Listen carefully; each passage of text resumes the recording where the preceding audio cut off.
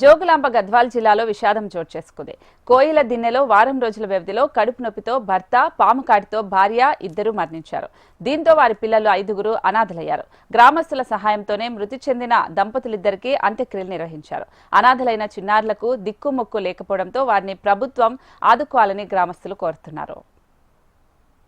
6 గంటల 5 గంటలకే పోయినారు. అది 11 గంటలకి కాటేసింది. వెంటనే 12 కాట్ చేసింది. 3 గంటలకి బయలుదేరినారు కర్నూలుకి. బయలుదేరితే అక్కడ ట్రీట్మెంట్ చేసుకుని ఆయన కూడా చనిపోయింది. అయితే వాళ్ళు ఇద్దరు చనిపోవడం వల్ల వాళ్ళకి సంతానం అంటే 2 ఆడపిల్లలు 3 మగపిల్లలు. వాళ్ళు చాలా ఎవరు లేరనుకో వాళ్ళకి ఇంకా చాలా నిర్భేద కుటుంబం. వాళ్ళకి ఎంతో అంత ప్రభుత్వం తరఫున కానీ ప్రజలు కానీ మనం కానీ మేము కూడా ఆలోచిస్తున్నాము. గ్రామస్తులం వాళ్ళకి ఇంత సాయం చేయాలనే ఉద్దేశంతో మీరు కూడా ఎలా చెప్తారో కొంచెం ప్రచారం చేసి కొంచెం మంచిగా సాయం చేయాలని కోరుకుంటున్నాం. గత వారం రోజుల క్రితం ఆయన గుండెపోటుతో మరణించడం జరిగింది.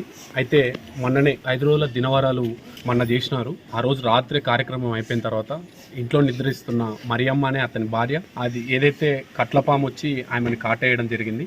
ఆ కాటు వెంటనే మేము గవర్నమెంట్ హాస్పిటల్కి తీసుకుపోతే అక్కడ కొంచెం సమయం లేట్ అయిందని అక్కడ చికిత్స పొందుతూ మరణించింది. అయితే ఇక్కడ ఒక బాధ ఏంటంటే వాళ్ళకి 5 మంది సంతానం ఉన్నారు.